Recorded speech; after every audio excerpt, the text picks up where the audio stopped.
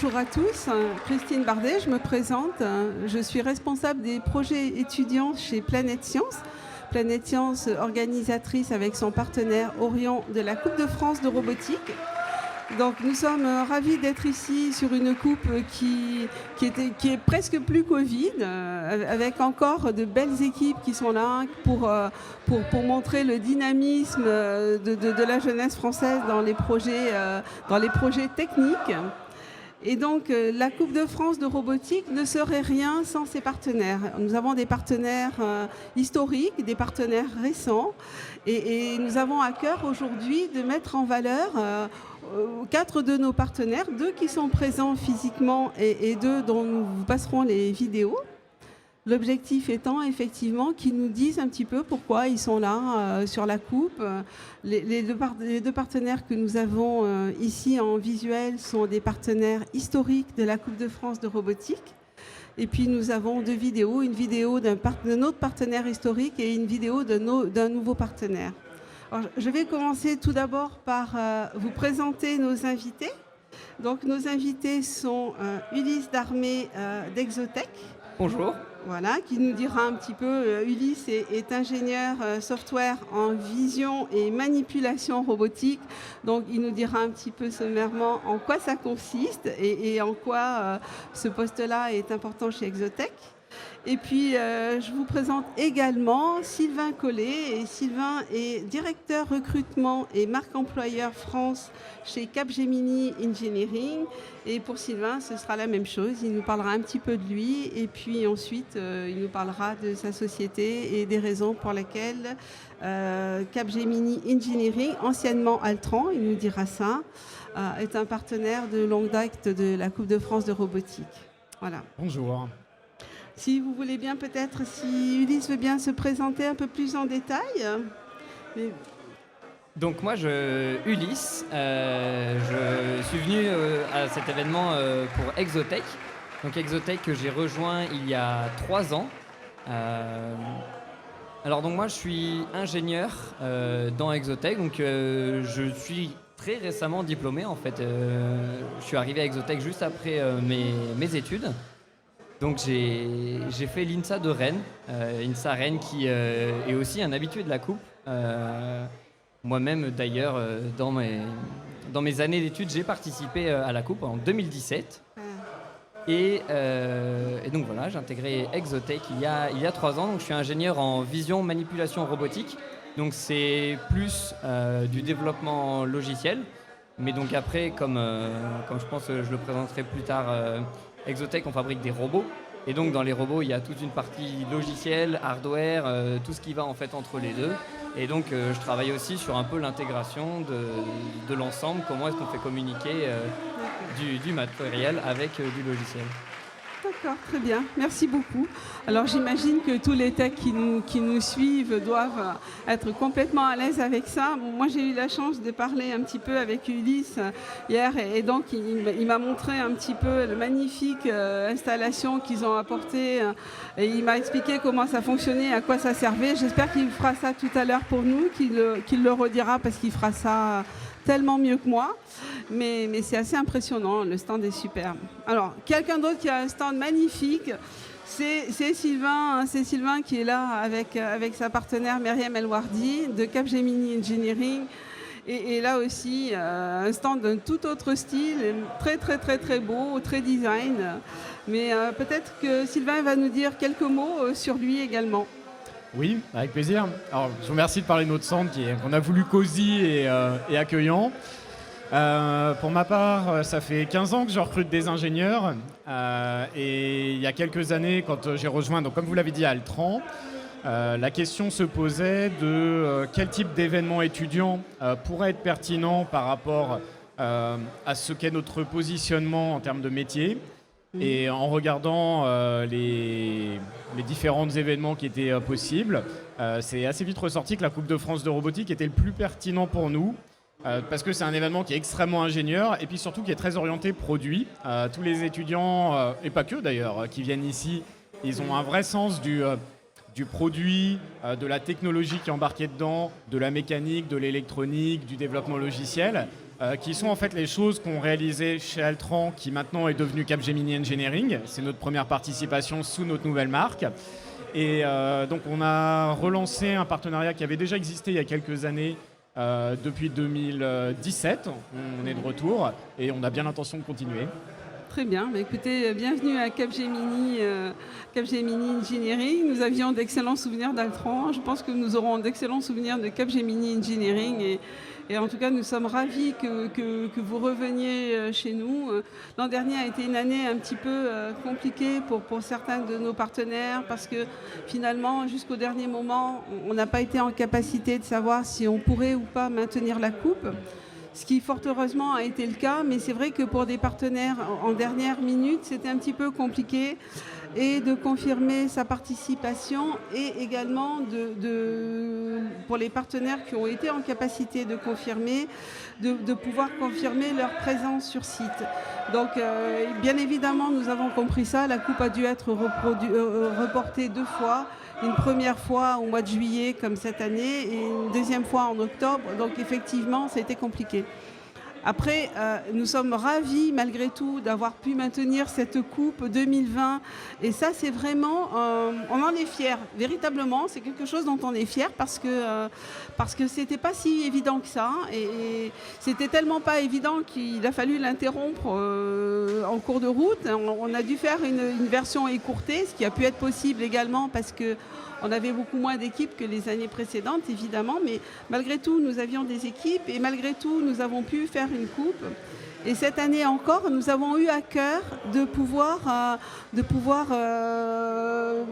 prendre le risque, en fait, véritablement, programmer cette coupe à nouveau en juillet, alors qu'au moment même où on l'a programmée pour le mois de mai, on préparait déjà le mois de juillet.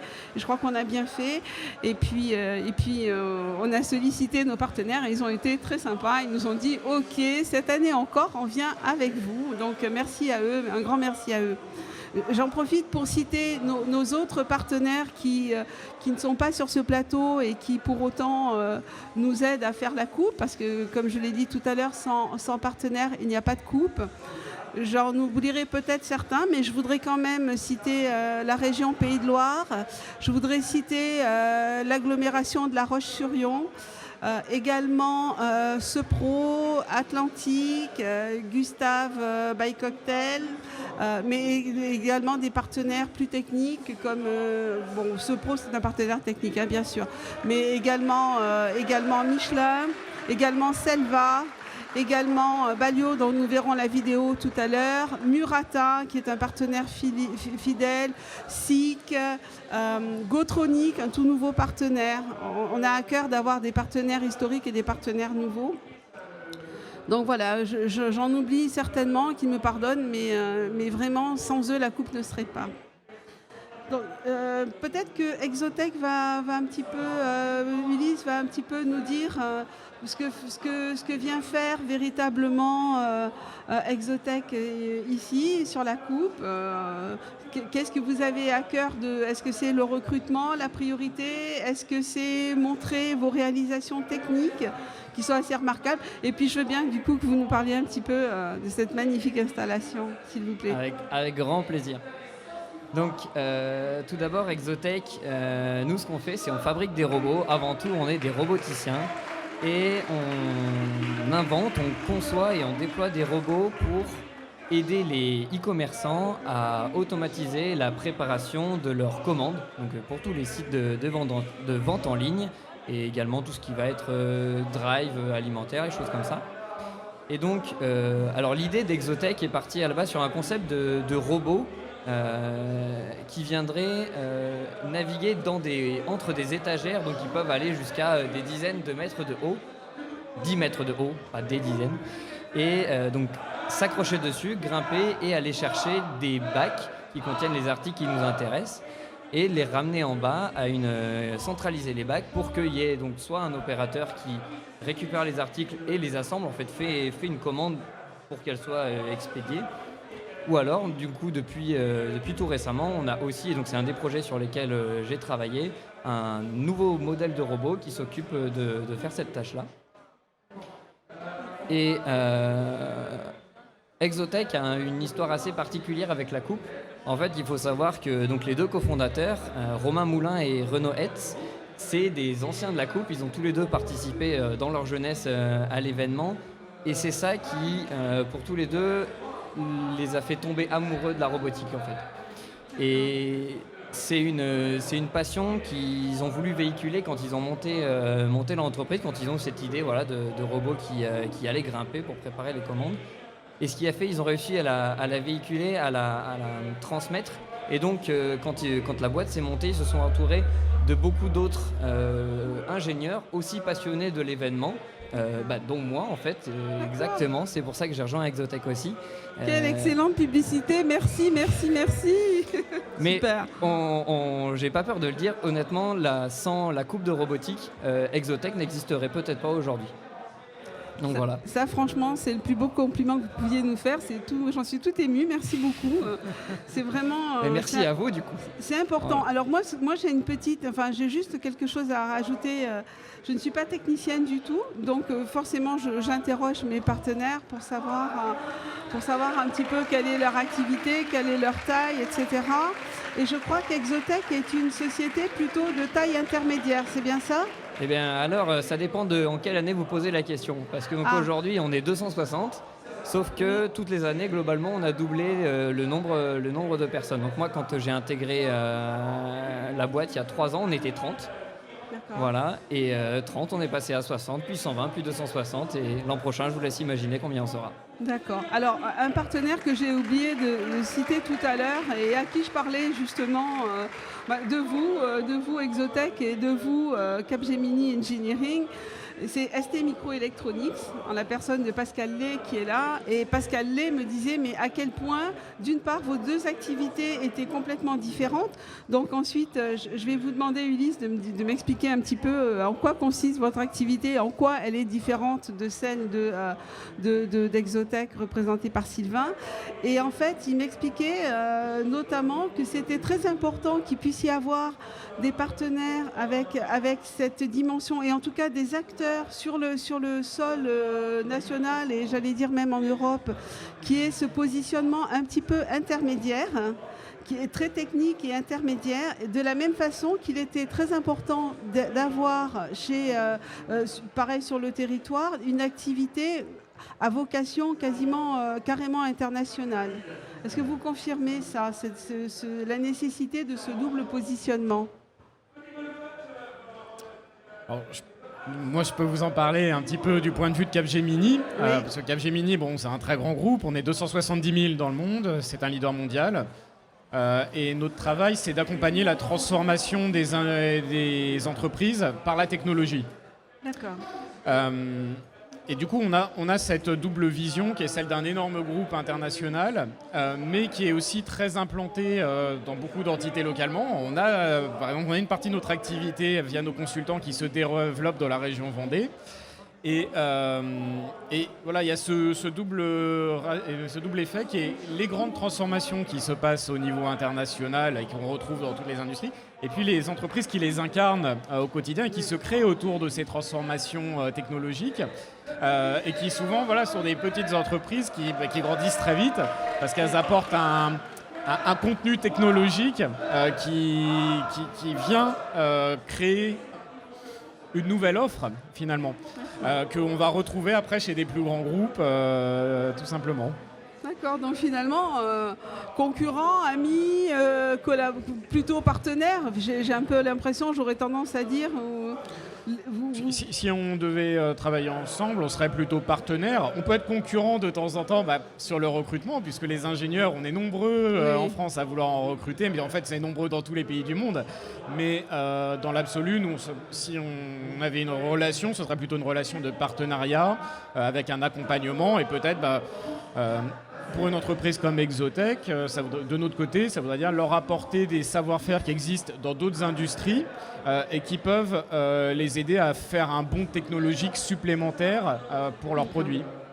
J'ai un peu l'impression, vous me corrigez, mais si j'ai bien compris, moi ce que je comprends, c'est que finalement, il y a une espèce de jeu un peu de ping-pong entre les besoins des autres, la créativité des uns, et à un moment donné, il y a une espèce de système un peu de vase communicant qui forme une forme de stimulation et qui finalement est profitable à tous. Est-ce que je suis dans la vie rêvée ou je ne suis pas trop loin de la vérité? Non, absolument. C'est par exemple quelque chose qu'on voit aussi, même dans cet événement de la coupe-là, il y a beaucoup d'équipes qui, par exemple, vont se concentrer sur une technologie, vont être à fond dedans, vont développer leurs produits. Et quand elles vont venir ici, elles vont faire le tour des stands et se rendre compte qu'il y avait beaucoup d'autres façons de faire pour répondre aux mêmes besoins. Il y avait beaucoup d'autres possibilités. Et ça, c'est hyper enrichissant parce que c'est des choses auxquelles on n'avait pas forcément pensé initialement. Et de voir d'autres personnes, d'autres façons de fonctionner. Là, je parle de technologie, mais il peut y avoir aussi d'autres façons de gérer les équipes, d'autres formes de management, d'autres tailles d'équipe, voilà, on a plein de... Je pense que la différence de structure d'entreprise entre Capgemini et Exotech est assez grande. Oui. Mais du coup, c'est ça qui est beau, c'est qu'on peut s'inspirer de tout ça pour voir un petit peu qu'est-ce qui est mieux chez l'un, qu'est-ce qui est mieux chez nous, et de progresser comme ça. Oui, et moi, c'est un peu le sentiment que j'ai eu en parlant avec ST Microelectronics, en parlant tout à l'heure lors d'une visite à Selva. Il y a finalement, pour certains partenaires ici, je pense que certains partenaires sont en concurrence, mais je crois qu'il y a un consensus sur la coupe et sur l'idée que finalement, ma foi, tout ça procède d'un réseau professionnel. Alors je pense que là, vous allez me parler un peu des équipes. Sylvain, je vais vous demander un petit peu si vous avez déjà rencontré des équipes, est-ce que vous avez pensé de ces équipes? Je sais que Exotech et Capgemini Engineering, bien sûr, ont choisi d'être membres du jury de la Coupe de France de robotique et de la Coupe de France junior de robotique. Et du coup, ça, c'est assez sympa parce que, en fait, ça leur prend énormément de temps. Donc, dans un premier temps, c'était pas forcément évident d'intégrer ce temps de visite jury. Mais en revanche, l'intérêt d'être membre du jury et donc de remettre ensuite un prix aux équipes au moment de la finale demain soir, c'est effectivement d'aller à la rencontre des équipes. Donc, Sylvain, parlez-moi un petit peu des équipes, de ce que vous avez pu voir. Alors, sans dévoiler de nom, il y a quand même un gros suspense qui est en train là, de monter gentiment sur qui va gagner.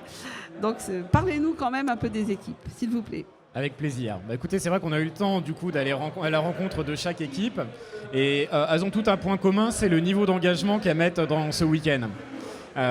Déjà, elles ont dû venir jusqu'ici, trouver des financements pour s'occuper de leurs robots toute l'année, etc. Et puis, on le sait, ils dorment peu quand ils sont là. Ils sont toujours sur les 3-4 journées dans une logique d'amélioration continue de leurs robots, de trouver les petits réglages qui vont faire des différences. Et ça, c'est vrai de toutes les équipes. Et après, ce qui est intéressant, c'est qu'il y a divers types d'équipes. Donc, il y a des équipes qui sont là pour une première participation, qui viennent découvrir. Des équipes qui ont déjà 2-3 participations, qui commencent à essayer de capitaliser et à structurer leur intervention, leur participation à la coupe. Et puis, il y a un certain nombre d'équipes qu'on retrouve tous les ans, qui sont maintenant très structurées, qui ont un positionnement, une marque, et qui vont jouer éventuellement pour la victoire, mais toujours dans un bon état d'esprit. Et c'est vrai aussi chez les partenaires, on peut être en concurrence quelque part sur les profils, mais ici, c'est pas trop la notion. Il y a une compétition, mais c'est une compétition qui est cordiale. Et ce qui est intéressant, c'est cette entraide qu'ils ont entre eux. Voilà, ça ne se tire pas dans les pattes, ça s'aide, ça se partage des pièces quand il y a des petites... des avaries, des problèmes. On va parler d'avaries, des cartes électroniques qui grillent. On a un thème mythique cette année, avaries, ça va bien. Voilà. Et puis, et voilà, donc c'est toujours agréable de venir aller à leur rencontre parce qu'effectivement, ils sont vraiment investis dans leur projet. Et ça, c'est agréable à voir et ça fait partie des choses qui nous intéressent dans leur profil. Ce que nous disait Sébastien Bonnet, merci Sébastien, nous disait ce matin, Sébastien et gère la structure Orion qui est notre partenaire et qui notamment met à notre disposition, en plus d'une logistique extraordinaire, le parc des expositions des Oudéries à La Roche-sur-Yon auquel nous nous trouvons. Et il nous disait, mais les équipes, de temps en temps, c'est assez extraordinaire. On a l'impression qu'ils dorment sur place. Ils mangent sur place, ils vivent sur place. Ils dorment et mangent et vivent sur place pendant 4 jours. En fait, ils dorment pas vraiment non plus. C'est ça. Ouais. Alors bon, ça va, ils sont jeunes. Donc on va pas les plaindre parce que je crois qu'il y a une énergie incroyable qui se dégage de tout ça.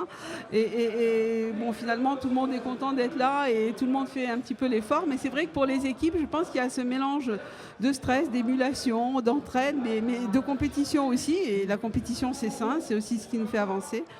Mais c'est assez, c'est vrai qu'ils sont là très, très, très, très concentrés sur leur projet. On va maintenant, si vous voulez bien, puisque je vous ai dit tout à l'heure que nous avions 2 partenaires qui auraient adoré pouvoir être avec nous et qui malheureusement, pour des raisons techniques, n'ont pas pu être présents, mais qui ont souhaité malgré tout enregistrer un petit message pour se présenter et également pour encourager les équipes. Donc on va dans un premier temps regarder une vidéo de notre partenaire Balio. Donc Balio, c'est Pascal Rialan, le patron de Balio, vous en parlera un petit peu mieux, mais Balio, c'est pareil, c'est un partenaire qui est là depuis quelques années. Qui a souhaité nous soutenir l'an dernier alors que c'était un petit peu compliqué pour tous nos partenaires, véritablement. Beaucoup se sont posé la question de savoir si effectivement ils allaient soutenir un événement qui potentiellement ne se tiendrait pas. Balio a fait ce choix. Balio cette année n'a pas pu, donc a soutenu la coupe sans être présent. Et cette année, Balio n'est pas présent, mais est quand même présent avec nous. Et donc, je tiens à saluer leur bel engagement, leur belle fidélité. Et je vous laisse regarder leur vidéo de présentation.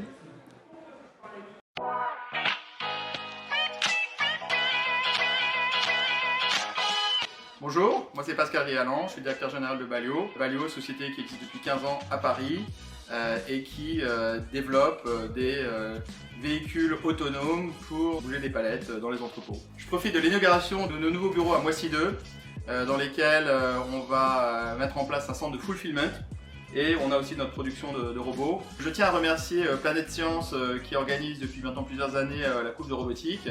C'est l'un des rares événements en France sur les sujets de robotique.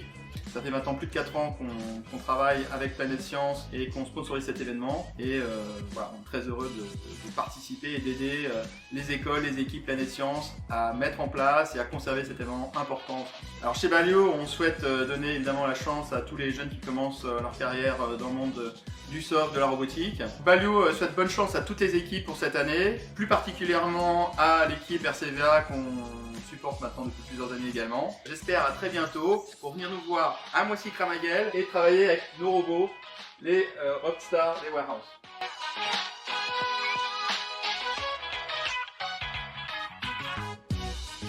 Bonjour à tous, ce petit mot pour encourager et souhaiter bonne chance à toutes les équipes et également remercier Planète Science et Orion pour leur travail formidable.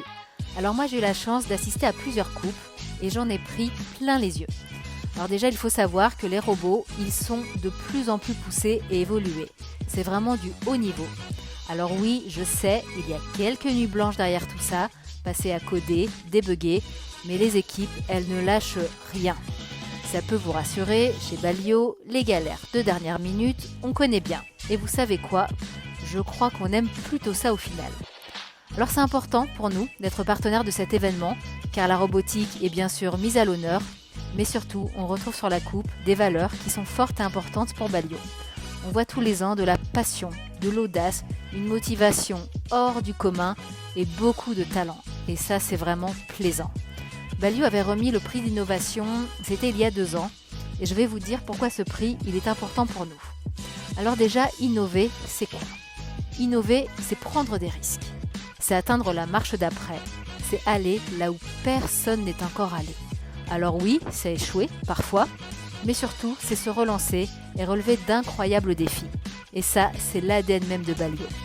Alors continuez de prendre des risques, modérés bien sûr, mais surtout, éclatez-vous. surprenez-nous et j'espère vous retrouver chez Balio pour un stage, une alternance ou un CDI. Toutes les équipes de Balio se joignent à moi pour vous souhaiter une très belle coupe, que le meilleur gagne et à très vite.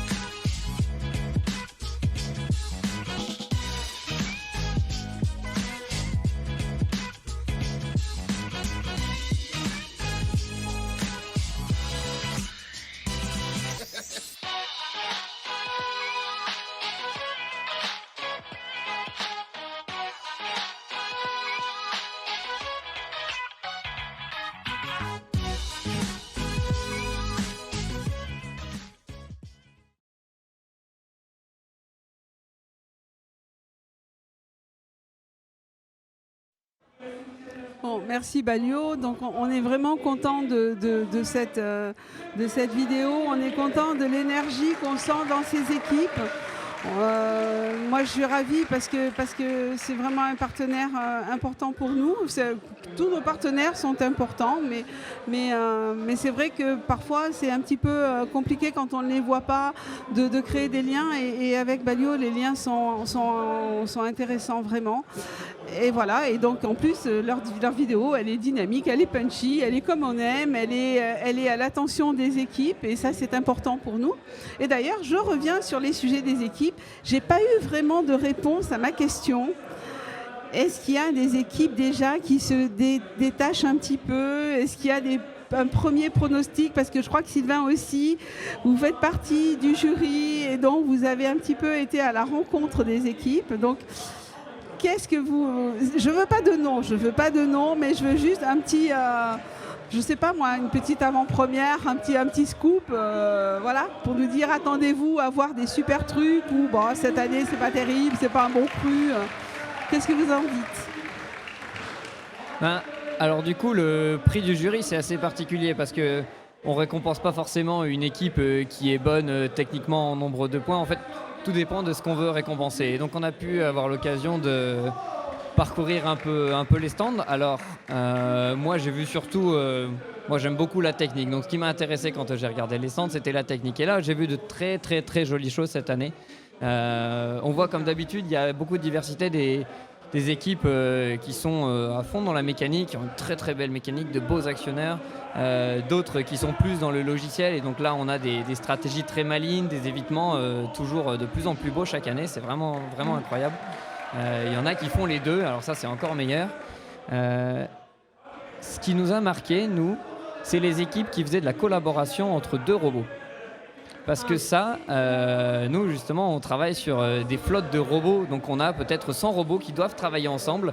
Et on sait que la collaboration entre les robots, c'est quelque chose de très compliqué, c'est un vrai challenge, mais avec beaucoup à gagner.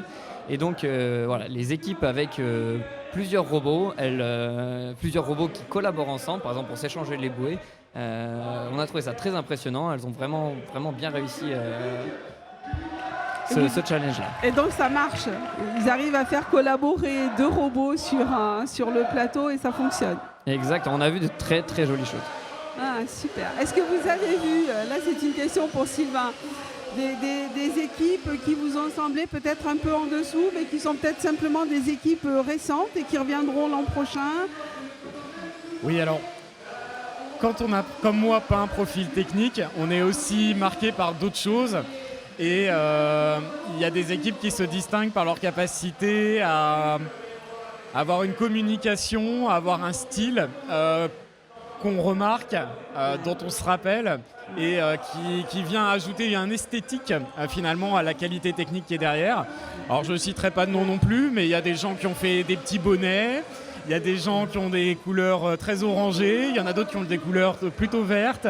On les reconnaît au premier coup d'œil, on voit le travail qui est autour et on voit la cohérence qui est mise dans l'ensemble du dispositif, donc à la fois technique parce que c'est souvent des équipes qui sont techniquement très solides et qui, parce qu'elles sont là depuis des années, ont aussi décidé de renforcer les autres aspects et on se rappelle d'eux. Et il y en a 4-5 comme ça qui se distinguent un petit peu. Ouais. Alors ça, c'est super important ce que vous dites parce qu'effectivement, nous accompagnons chez Planète Science un certain nombre de projets étudiants.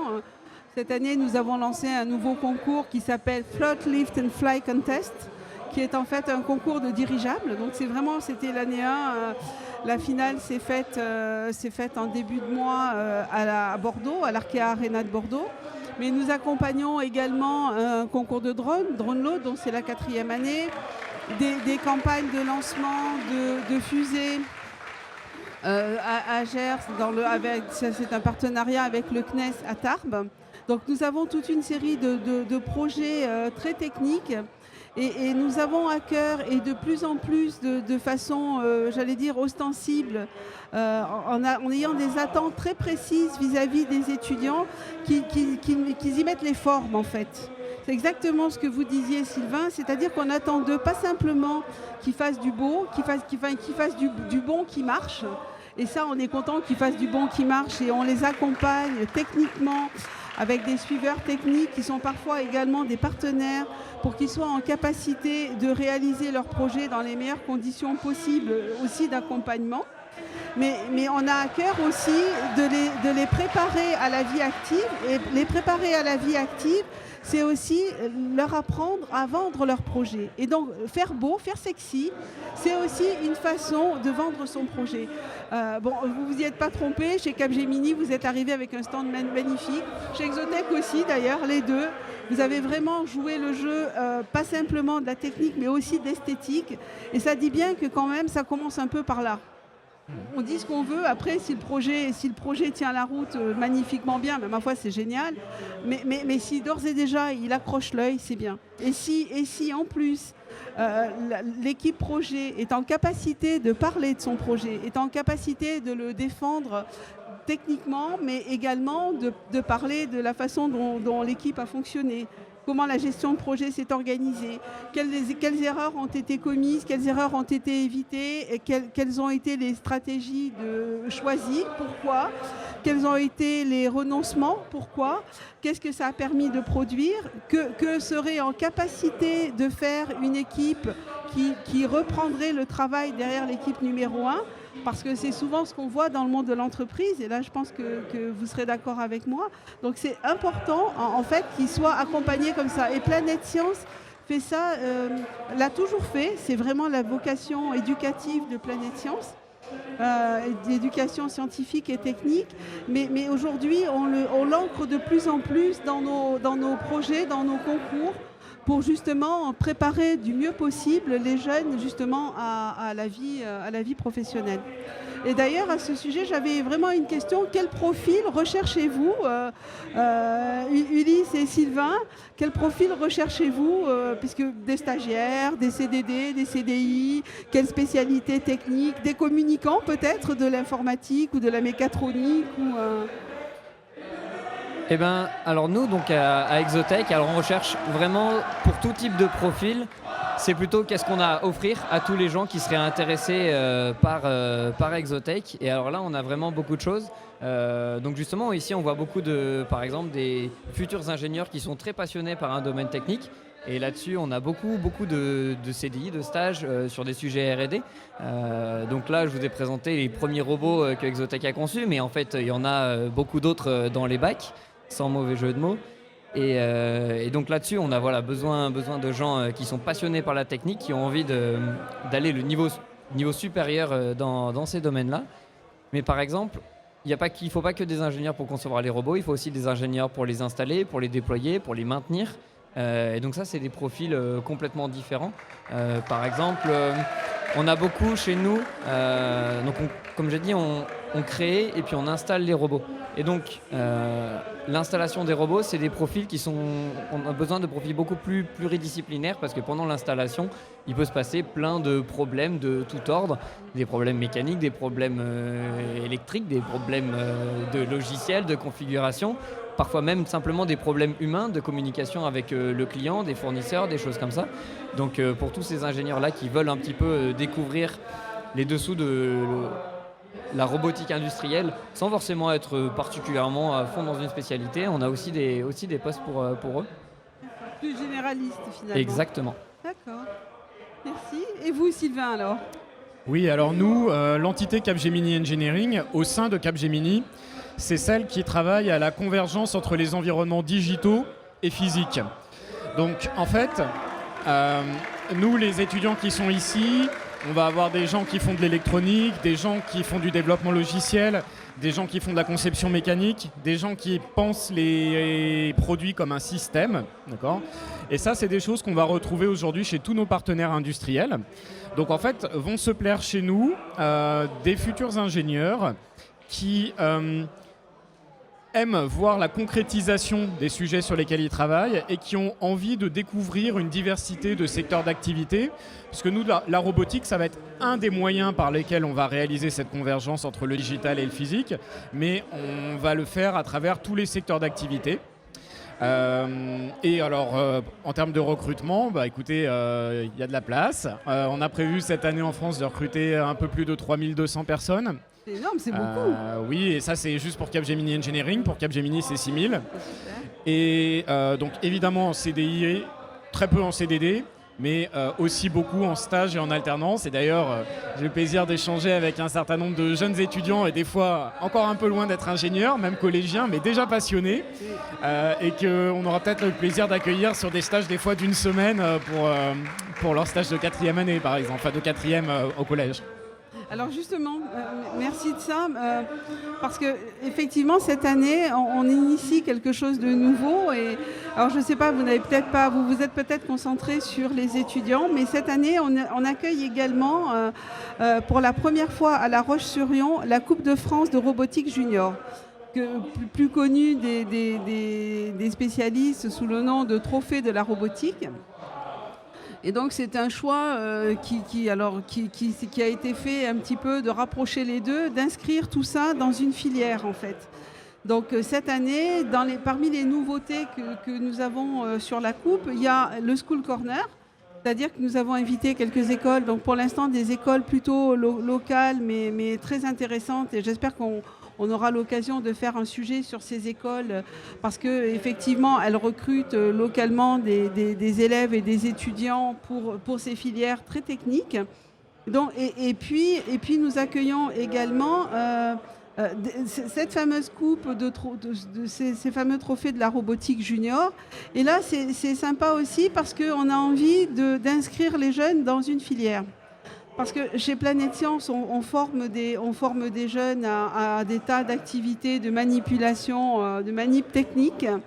Et on aime bien quand ils vont au bout du truc. Donc, par exemple, quand on fait des fusées, on commence avec des fusées à eau et puis ensuite, on leur fait lancer des fusées au C-Space. Voilà. Et donc, avec les trophées de la robotique installés sur le site de la Coupe de France, et les écoles, on a envie de montrer un petit peu cette filière, le fait qu'on est capable d'accompagner pendant très longtemps. Ça intéresse énormément notre partenaire Orion également, puisqu'il y a cette volonté de développer un pôle d'excellence autour de la robotique ici à La Roche-sur-Yon. Il y a déjà des sociétés qui travaillent dans ce sens-là, Sepro, qui sont installées localement, Atlantique, etc. Et donc, ces trophées de la robotique, mais ma foi, c'est très sympa parce que ça nous permet d'inscrire, de présenter aux jeunes, de mettre en porosité des jeunes avec donc des collégiens, des lycéens, avec des étudiants d'écoles d'ingénieurs. Et l'idée, c'est vraiment de leur dire, mais regardez, peut-être ça, c'est une voie royale. Et nous, nos entreprises ont besoin de recruter des gens qui vont se passionner très tôt et qui vont évoluer dans ces pratiques-là. C'est exactement ça. Je trouve que déjà le concept de la compétition des trophées, donc qui est les mêmes règles que la Coupe de France, mais en plus simple, c'est vraiment incroyable pour les lycéens. Donc ils n'ont pas forcément du coup à cet âge-là les moyens ou le niveau technique pour pouvoir faire des robots autonomes. Mais par contre, ils ont largement les moyens justement, souvent encadrés, pour pouvoir faire connecter quelques moteurs, commencer en fait à faire bouger quelque chose. Ouais. Dans leurs mains et pouvoir aller jusqu'au bout d'un projet comme ça, le présenter, voir d'autres équipes, pouvoir échanger avec d'autres équipes, s'imprégner de plein d'autres possibilités. Ça élargit énormément les horizons, et ça c'est au lycée. Ouais. Et donc, en plus, ils viennent ici, donc maintenant, cette année, ils peuvent voir les autres équipes, ce qui peuvent eux-mêmes devenir dans quelques années. Et je pense que ça, c'est hyper grisant pour eux. Et c'est une super opportunité. Ah oui, je pense que c'est très aspirationnel. C'est un petit peu ce qu'on a ressenti. Et- Je vous propose maintenant de regarder la vidéo de notre autre partenaire qui est pas présent avec nous, mais qui est quand même là par la vidéo justement. Alors j'ai le grand plaisir de faire l'introduction de cette vidéo. Le fondateur, le président fondateur d'Inautech se présentera et présentera sa société. Donc je le laisse faire, il fera ça bien mieux que moi. Inautech est un nouveau partenaire. Ils sont installés aux Angles. Donc ça dit un petit peu aussi de notre volonté aussi à nous d'aller chercher des partenaires où qui se trouvent sur le territoire national. Et voilà, donc je les laisse se présenter. C'est une jeune équipe pleine d'enthousiasme, pleine d'envie et ils vont vous parler d'eux. Donc c'est la place d'Inautech maintenant.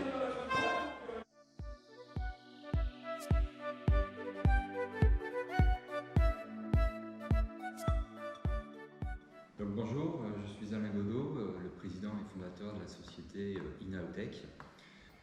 J'ai donc créé Inautech en octobre 2017 pour mettre en place une raison d'être, notre raison d'être, la raison d'être d'Inautech, qui est mesurer l'impossible au service des hommes pour une nouvelle expérience. L'objectif d'Inautech, dans le cadre de l'industrie en général, mais également des métiers de l'artisanat dans le bâtiment, on le verra, c'est d'offrir, de mettre en place, de développer des outils modulables, autonomes, capables de réaliser, de collecter des données, de réaliser des mesures dans des domaines inaccessibles, sensibles, dangereux, hostiles.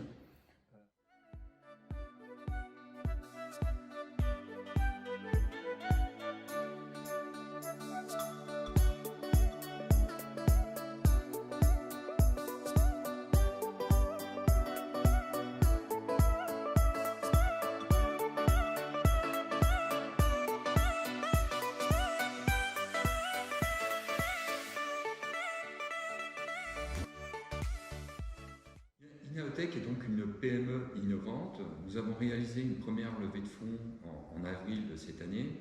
Nous envisageons un deuxième tour de table d'ici la fin 2021. Les valeurs d'Inautech, la réactivité, l'agilité, la créativité et la confiance. Ainsi, nous proposons de mettre en place de véritables partenariats avec nos clients de façon à développer des robots spécifiques sur mesure ou d'adapter des robots de notre ligne de produits afin qu'ils répondent pleinement à leurs besoins. Nos attentes par rapport à ce partenariat, c'est la qualification de nos produits qui permettent en fait ensuite d'apporter un label, une qualification en environnement opérationnel qui soit un véritable label de qualité.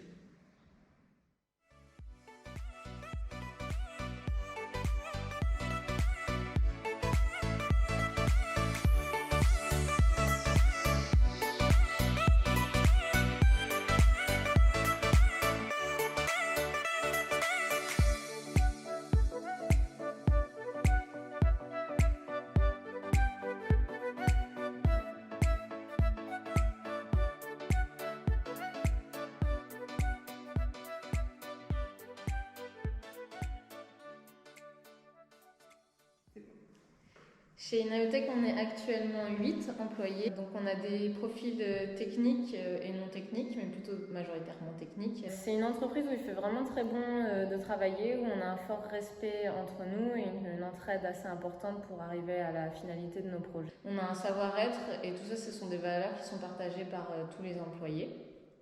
Actuellement, on recherche des profils pour des CDI dans les domaines très techniques.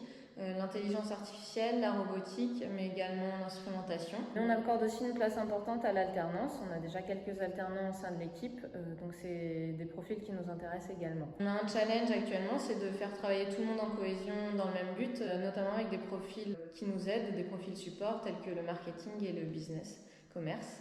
Et ça, c'est un challenge qui est intéressant pour tout le monde et motivant.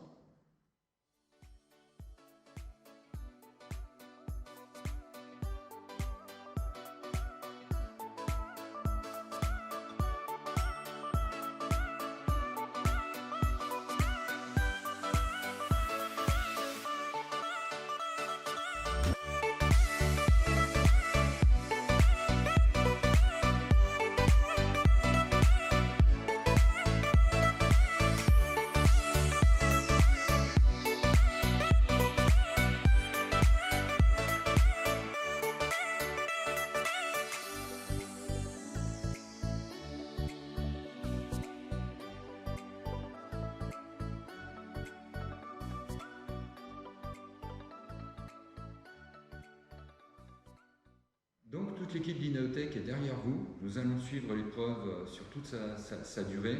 Nous sommes avec vous, nous attendons d'être surpris par tout ce que vous allez apporter et par tout ce que vous allez faire sur ce week-end. Merci à tous et à très bientôt, peut-être à 2022 pour la Coupe de France de robotique 2022.